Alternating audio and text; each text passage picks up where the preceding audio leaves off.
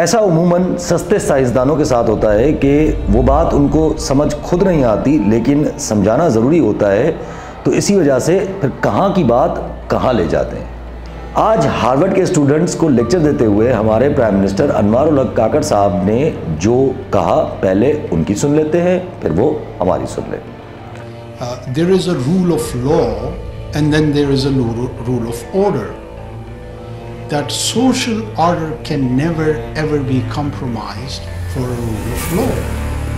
आसान अल्फाज में इनका कहना है कि कानून की हुक्मरानी ज़रूरी है, मगर इतनी नहीं कि सोशल ऑर्डर यानी कि समाजी तरतीब में छेड़छाड़ हो जाए।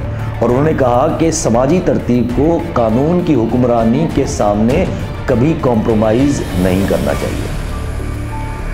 हमारे प्राइम मिनिस्टर साहब ने कहा कि सालों से इंडिया में डेमोक्रेसी का रिचुअल यानी कि एक रस्म मनाई जा रही है, और आज आप इंडिया में देख लें, एक इलेक्टोरल ऑटोक्रेसी आ चुकी है, यानी इलेक्शंस में एक बंदा डिक्टेटर बन गया है। हमारे प्राइम मिनिस्टर साहब को इंडिया में ये सब कुछ दिख रहा है, लेकिन टर्की में नहीं दिख रहा।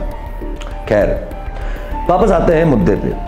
आज हमारे केयरटेकर प्राइम मिनिस्टर अनवारुल हक काकड़ साहब ने बेसिकली पूरा प्लान सामने रख दिया, जिसमें वो कह रहे हैं कि सोशल ऑर्डर यानी समाज में हम आएंगी सही तरतीब, बेसिकली स्टेटस को जो पहले था वो स्टेटस को जब तक वापस नहीं आएगा तब तक रूल ऑफ लॉ की धज्जियां उड़ाई जाएगी। साथ साथ उन्होंने ये भी डिफाइन कर दिया कि सोशल ऑर्डर हम डिसाइड करेंगे, क्योंकि इंडिया की मिसाल देकर उन्होंने ये बता दिया कि अवाम जिसके पीछे है वो तो इलेक्टोरल ऑटोक्रेसी है, यानी कि इलेक्टोरल डिक्टेटरशिप है।